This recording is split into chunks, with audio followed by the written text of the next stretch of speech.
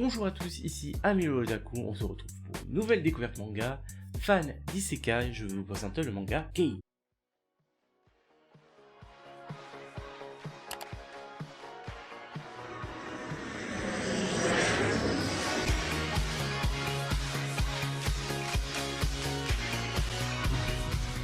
C'est un manga du type shonen et de genre fantasy aventure. L'auteur est Takumi Yanai et le réalisateur est Takehiko Gyokoku. Le manga contient actuellement 13 tomes, le 14e tome sortira fin mars 2020 en France. Il a commencé en 2016. L'anime comporte 2 saisons de 12 épisodes, la première saison étant sortie en 2015 et la deuxième en 2016. Si de nos jours, une porte s'ouvrait vers un monde parallèle. Dans ce nouveau monde parallèle, et si la première fois que cette porte s'ouvrait, une armée de chevaliers et de monstres fantasy, comme des chevaliers cochons, des monstres volants, attaquaient les humains, comment se déroulerait cette histoire? On va le découvrir dans cet épisode, et plus précisément dans cet animé.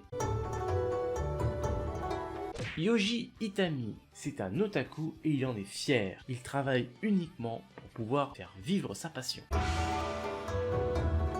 On va suivre l'histoire d'un otaku qui se dirige vers une convention assez rare, donc il ne veut absolument pas la louper. C'est quand il voit à l'extérieur ces chevaliers et ces monstres volants et ces chevaliers cochons, enfin plein de monstres fantasy, qu'il se dit merde, la convention va être annulée si ça continue. Il sort dehors pour aider les gens et faire quelque chose, quoi. Sauf que là vous vous dites mais attendez, c'est un otaku, il est fou le gars, il va se faire découper en rondelles. Bah oui, normal. Et c'est quand on le voit défendre un policier et tuer le chevalier avec son épée qu'on se rend compte que ce n'est pas un civil comme les autres. Il s'agit d'un membre des forces spéciales d'autodéfense du Japon. Il réussit à protéger et à mettre en sécurité beaucoup de monde, ce qui vaut à la fin de l'événement une promotion et le statut de héros. Tout le monde l'appelle héros dans les journaux. Et vous vous doutez bien que, après cette attaque, dès que l'armée est rentrée en jeu, les monstres et les chevaliers avec leurs petites épées n'ont pas fait grand chose face aux tanks et aux mitraillettes. Plusieurs mois après, l'équipe,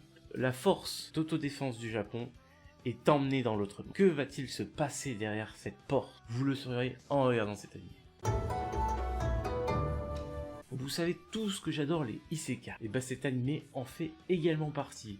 Les points positifs, c'est la beauté de l'animé, parce que comme d'hab, j'ai regardé que l'animé. Les personnages qui sont assez différents. On va, bien sûr, moi j'en ai parlé que d'un, mais plus les épisodes vont passer, plus l'équipe de notre héros va s'agrandir.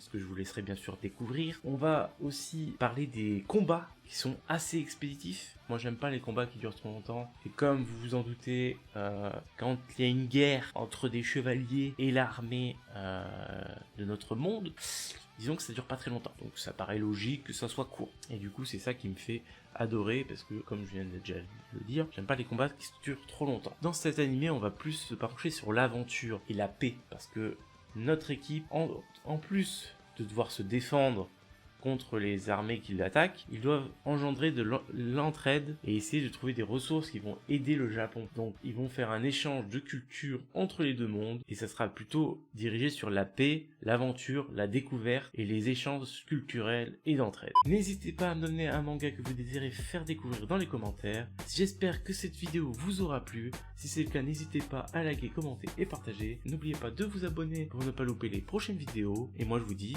Matakondo.